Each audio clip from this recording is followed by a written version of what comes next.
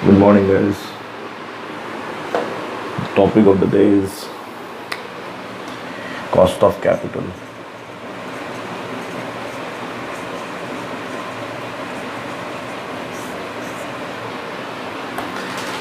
Cost of capital can be defined as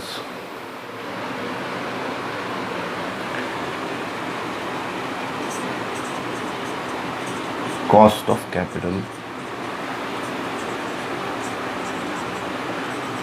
can be defined as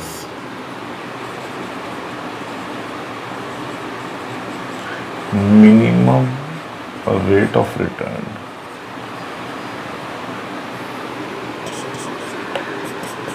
now what does it mean?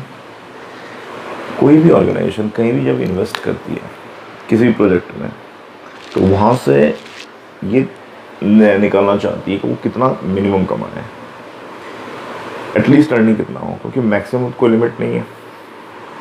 तो minimum कितना earn करे इसके लिए क्या करना पड़ेगा आपको? तो आप ये देखो कि वो जो फंड आपने अरेंज किया है कहाँ से किया है और उसके लिए कंपनी को क्या इनकर करना पड़ रहा है। जो भी कंपनी का बोरोइंग कॉस्ट होगा that will be the minimum rate of return. For example, आपने 100 करोड़ प्रोजेक्ट में लगाया है और उस 100 करोड़ को अरेंज करने के लिए आपने लोन लिया है, मान लीजिए, जिस पर आपको 8% इंटरेस्ट देना पड़ रहा है। तो कंपनी के लिए कॉस्ट क्या हो गया? 8%। ओके, कंपनी के लिए कॉस्ट हो गया 8%। तो कंपनी, कोई भी कंपनी क्या चाहेगी कि मिनिमम कितना कमाएगा उस प्रोजेक्ट से?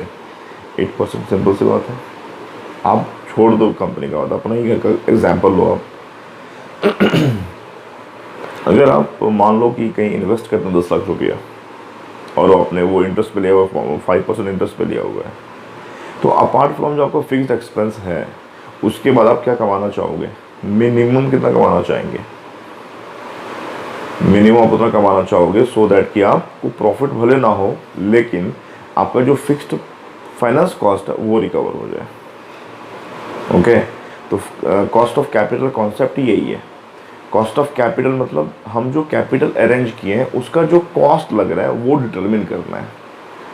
तो इसका डिटर्मिनेशन कैसे करोगे आप? Now the question is this. तो इसका डिटर्मिनेशन करने के लिए आपको सबसे पहले इंडिविजुअल कंपोनेंट वाइज कॉस्ट निकालना पड़ेगा।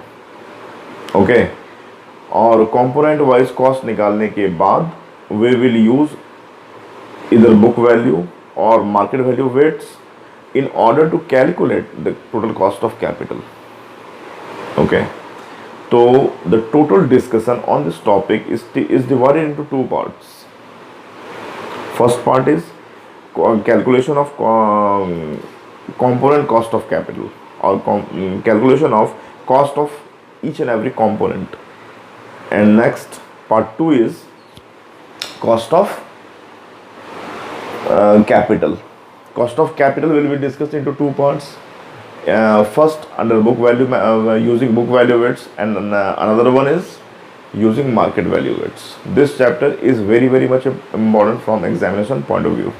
Okay, it carries at least 8 marks and the question is very much simple. अगर अभी एक बार अगर आपको समझ में आ गया है तो I think you can easily solve this sum. I hope it is okay to you. Thank you.